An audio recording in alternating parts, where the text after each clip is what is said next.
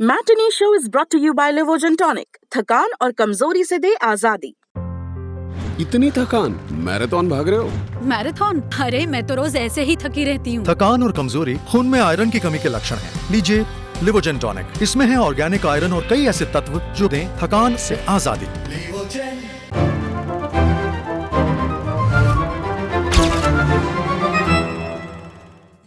नमस्कार, मेरा नाम है दिव्यांशी और आप देख रहे हैं मैटिनी शो।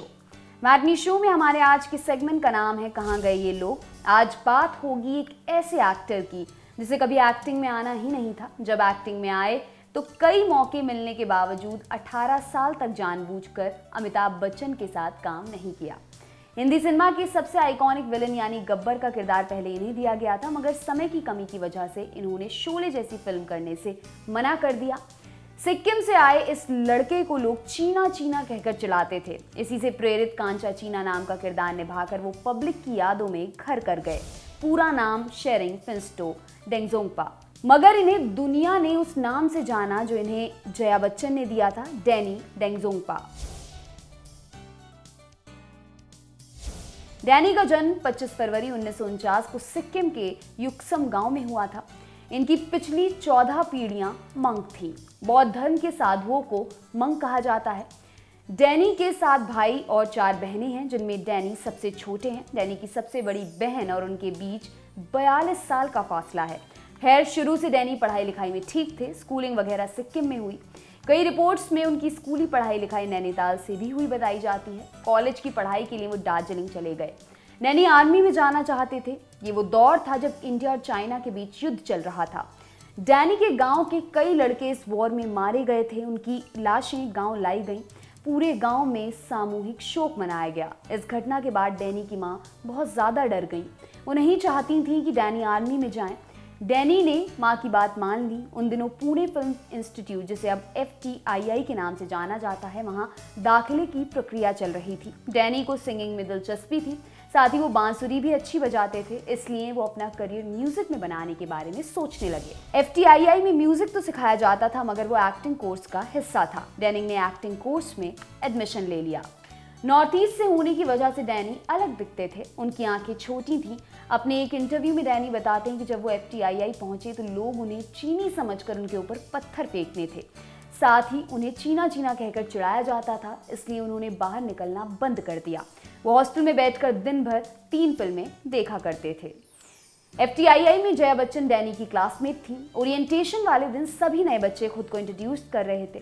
जब डैनी ने यहाँ अपना ओरिजिनल नाम शेरिंग फिंस्टो डेंगजोंगपा बताया तो किसी को उनका नाम समझ नहीं आया। बढ़ते बढ़ते ये चीज़ मजाक का विषय बन गई।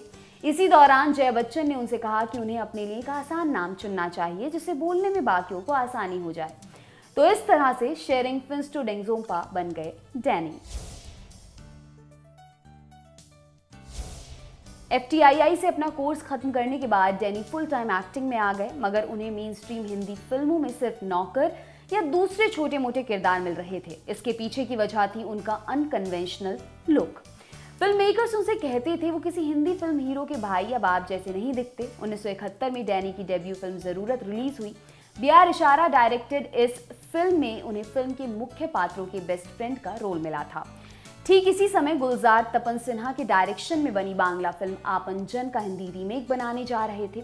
उन्होंने इस फिल्म में कठपुतली चलाने वाले के रोल के लिए डैनी को अप्रोच किया। ये एक छोटा सा रोल था। बकौल डैनी मेरे अपने नाम से बन रही ये फिल्म उन्होंने इसमें साइन की क्योंकि इसमें उनकी पसंदीदा एक्ट्रेस मीना कुमारी के साथ काम करने का उन्हें मौका मिल रहा था। इस फिल्म से जुड़ी अपनी यादें शेयर करते हुए डैनी कहते हैं, मीना कुमारी मुझसे कहती, तू तो मेरा असली बच्चा है, तेरी नाक बिल्कुल मेरी जैसी है। फिल्म तो बहुत नहीं चली, मगर डैनी नोटिस किए गए। इसके बाद उन्हें BR चोपड़ा की धुंध में काम करने का मौका मिला। ये एक तरह से डैनी के करियर का पहला नेगेटिव रोल था। इसमें उन्होंने जीनत अमान के अब्यूजिव पति ठाकुर रंजीत सिंह का रोल किया था। इस रोल के लिए उन्हें ढेर सारी तारीफें मिली। अब उन्हें कालीचरण, देवता और काला सोना और द बर्निंग ट्रेन जैसी मुख्य धारा की हिंदी फिल्मों में भी काम मिलने लगा। जनता ने भी उनके लुक्स के परे जाकर उनके काम को सराहा और स्वीकार किया, मगर डैनी को हिंदी फिल्म हीरो नहीं बनना था। इसलिए या तो वो बड़े शशि कपूर, शत्रुघ्न सिन्हा और तमाम टॉप स्टार्स के भाई का रोल करते या फिल्म के विलन का। जब रमेश सिप्पी शोले प्लान कर रहे थे तब फिल्म का बज़ बनाने के लिए ट्रेड रिपोर्ट्स में फिल्म के स्टार कास्ट की घोषणा कर दी गई थी। उसमें बताया गया था कि इस मल्टी स्टारर फिल्म के विलन गब्बर का रोल डैनी डेंगजोंगपा करने वाले हैं। हालांकि तब तक डैनी और रमेश सिप्पी की सिर्फ बातचीत हुई थी, कागज पर कुछ नहीं था। इसी बीच फिरोज खान ने तय किया वो हॉलीवुड क्लासिक द गॉडफादर का हिंदी वर्जन बनाएंगे। धर्मात्मा नाम से बन रही इस फिल्म के एक बड़े हिस्से की शूटिंग अफगानिस्तान में होनी थी। फिरोज खान ने डैनी को अपनी इस फिल्म के लिए साइन कर लिया। जब रमेश सिप्पी डैनी को शोले के लिए साइन करने पहुंचे तो उन्हें पता चला कि डैनी के पास समय नहीं है। सिप्पी को जो डेट चाहिए थी, उन दिनों में डैनी अफगानिस्तान में धर्मात्मा की शूटिंग करने वाले थे। बहुत कोशिशें की गई कि डैनी शोले के लिए अपनी डेट्स दे दें। इस बारे में फिरोज खान और रमेश सिप्पी ने बैठकर बातचीत भी की, मगर कोई हल नहीं निकल सका। डैनी अपने बाद के इंटरव्यू में इस मसले का जिक्र करते हुए कहते हैं, वो भी गब्बर का किरदार निभाना चाहते थे मगर वो अपनी बात से मुकर नहीं सकते थे, इसलिए उन्होंने शोले नहीं की। बाद में गब्बर सिंह का रोल अमजद खान ने किया। उन्हें इस किरदार में देखकर कहा कि अमजद खान का जन्म ही गब्बर का रोल करने के लिए हुआ था, यानी उनके अलावा ये रोल कोई और नहीं कर सकता था। हालांकि शोले में अमजद खान की कास्टिंग का फायदा डैनी को भी पहुंचा। डैनी बताते हैं कि उन दिनों में फिल्म के हीरो को 12 लाख रुपए मिलते थे। शोले के बाद विलन का रोल करने वाले अमजद खान को 11 लाख रुपए मिलने लगे थे। अमजद के बाद सबसे चर्चित विलन डैनी थे, इसलिए फीस हाइक का फायदा डैनी को भी पहुंचने लगा था। जैसा कि आपको पहले से पता है कि जया बच्चन और डैनी फिल्म स्कूल में बैचमेट थे, बावजूद इसके डैनी अमिताभ बच्चन के साथ काम करने से मना क्यों करते थे। कई मौके मिलने के बावजूद डैनी ने 18 साल तक अमिताभ बच्चन के साथ कोई फिल्म नहीं की। जब उनसे इसके पीछे की वजह पूछी गई तो डैनी ने कहा, मैं जानबूझकर खुद को अमित जी के साथ काम करने से रोकता था। मुझे लगता था ये बहुत बड़ा स्टार है जिसे इंडस्ट्री के बेस्ट रोल्स मिलते हैं। अगर हम एक फ्रेम में ही रहेंगे तब भी इसके सामने मुझे कोई नहीं देखेगा। अगर वो फिल्म चल गई तो सारा क्रेडिट अमिताभ बच्चन को मिलेगा, मगर पिट गई तो इसका खामियाजा मुझे भुगतना पड़ेगा। लोग मुझे दोष देंगे। मैं मनमोहन देसाई जी को मना करता रहा कि मुझे अमित जी के साथ फिल्में मत लीजिए। उन्होंने मुझे कुली और मर्द समेत 4 फिल्में ऑफर की थी, मगर मैंने नहीं की। एक बार मनमोहन देसाई और डैनी फिल्म सिटी में अपनी अपनी फिल्में शूट कर रहे थे। डैनी से मिलते ही मनमोहन देसाई ने उन्हें चलाने के लिए घुटने पर बैठकर कहा, सर प्लीज मेरे साथ एक फिल्म कर लीजिए। इसके जवाब में मजे लेते हुए डैनी ने कहा, सोचेंगे। आगे मुकुल आनंद ने अमिताभ बच्चन के साथ डैनी को अग्निपथ ऑफर की। डैनी नरेशन सुनकर समझ गए थे कि इस फिल्म में उनका रोल ऐसा है कि कोई उसे इग्नोर नहीं कर पाएगा। जब फिल्म में डैनी के कैरेक्टर के नाम की चर्चा हो रही थी तब उन्होंने खुद कांचा चीना नाम सुझाया, क्योंकि लोग उन्हें फिल्म स्कूल में चीना चीना कहकर चिढ़ाते थे। मॉरिशस में अग्निपथ के पहले शेड्यूल की शूटिंग शुरू हुई। डैनी अपने मेकअप और कॉस्ट्यूम के साथ सुबह 8:30 बजे शूटिंग के लिए रेडी थे, मगर उन्हें अब तक अपने डायलॉग्स नहीं मिले थे। अमिताभ बच्चन के साथ पहली बार शूटिंग करने को लेकर डैनी नर्वस थे। उन्होंने आसपास खड़े असिस्टेंट पर चिल्लाते हुए अपने डायलॉग शीट की मांग की। उनकी आवाज सुनकर अमिताभ बच्चन वहां चले आए। उन्होंने डैनी से कहा कि उन्हें भी अभी अभी डायलॉग शीट मिली है, उससे दोनों लोग मिलकर रिहर्सल कर सकते हैं। इसके बाद माहौल एकदम चिल हो गया। आगे अमिताभ और डैनी ने मुकुल आनंद की हम और खुदा गवाह जैसी फिल्मों में भी साथ काम किया। डैनी ने 90 के दशक में 1942 अ लव स्टोरी, क्रांतिवीर और घातक जैसी बड़ी फिल्मों में काम किया। 1997 में उन्हें एक हॉलीवुड फिल्म ऑफर हुई, 7 Years in Tibet। अपने एक इंटरव्यू में डैनी बताते हैं कि वो एक फिल्म के सेट पर पहुंचे। इसमें उनका रोल एक डाकू का था जो गुफा में रहता है। वो गुफा में पहुंचे तो देखा कि तिवारी नाम का एक एक्टर वहां पर खड़ा हुआ था। पूरा गुफा लालटेन से रोशन किया गया था। यहाँ की शूटिंग से निपटकर वो दूसरी फिल्म के सेट पर पहुंचे। वहां भी उन्हें तिवारी खड़ा मिला और गुफा में लालटेन नजर आ गया। इसके बाद से उन्होंने फिल्मों से दूरी बना ली। वो कुछ गिने चुने चैलेंजिंग टाइप के किरदार निभाने शुरू कर दिए। इस कड़ी में उन्होंने फ्रोजन और एंथरन जैसी फिल्मों में काम किया। एंथरन, जिसके हिंदी वर्जन को रोबोट नाम से जाना गया, इसमें उन्होंने एक साइंटिस्ट का किरदार निभाया था।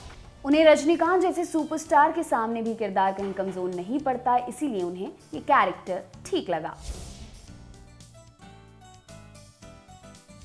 डैनी ने पिछले 7 सालों में सिर्फ 6 फिल्में की हैं। इसमें सलमान खान के साथ जय हो, ऋतिक रोशन की bang bang spy thriller baby और नाम शबाना जैसी फिल्में शामिल हैं। डैनी को आखिरी बार Kangana Ranaut starrer film Manikarnika the queen of Jhansi में देखा गया था। 1990 में उन्होंने सिक्किमी राजघराने से आने वाली गवा नाम की लड़की से शादी कर ली थी। इस शादी से उन्हें 2 बच्चे हुए, रिंजिंग और पेमा। रिंजिंग ने पढ़ाई बिजनेस से जुड़ी हुई की है, मगर वो जल्द ही हिंदी फिल्मों में नजर आने वाले हैं।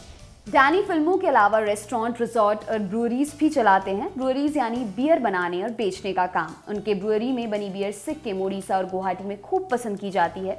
जब डैनी फिल्मों में काम नहीं करते तो सिक्किम में अपने गांव चले जाते हैं। वहाँ उनका एक बड़ा सा फार्म हाउस है जहाँ वो फल और सब्जियां उगाते हैं। वो रोज सुबह 4 बजे उठते हैं और कैमरा लेकर आसपास के पहाड़ों पर चले जाते हैं। वहाँ जाकर सनराइज की तस्वीरें खींचते हैं। मुंबई के जुहू इलाके में उनका बड़ा सा बंगला है जिसका नाम है ज़्रोइंगला।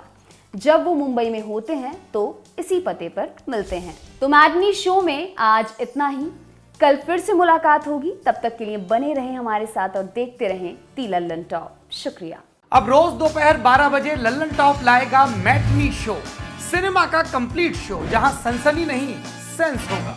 सोमवार बॉलीवुड किस्से, फिल्म और फिल्म वालों की दिलचस्प कहानियां। मंगलवार लल्लन टॉप अड्डा, चौचक बैठकी हेडलाइंस बनाने वाले हीरो हीरोइन डायरेक्टर के साथ। बुधवार कहाँ गए ये लोग जो कभी स्टार थे अब लगता है कि गुमनाम है, उनकी खोज खबर। गुरुवार Bharat talkies, best of regional cinema, क्योंकि हिंदी के बाहर भी जाबड़ फिल्में बनती हैं। शुक्रवार स्पॉटलाइट, हफ्ते की सबसे बड़ी सिनेमा न्यूज के हर एंगल पर फोकस। शनिवार को होगा बरगद, फिल्मों के महारथियों से तसल्ली से लंबी बात, सुकून और समझ के साथ। और रविवार को होगी सिने वेला, वेला यानी कि पीरियड, कक्षा, क्लास। ये क्लास लेंगे लल्लन टॉप के सिनेमा एडिटर गजेंद्र। क्लासिक फिल्मों और सिनेमा पर, इसके हर पहलू पर विस्तार से बात होगी। तो रोजाना दोपहर 12 बजे देखिए लल्लन टॉप का मैटनी शो।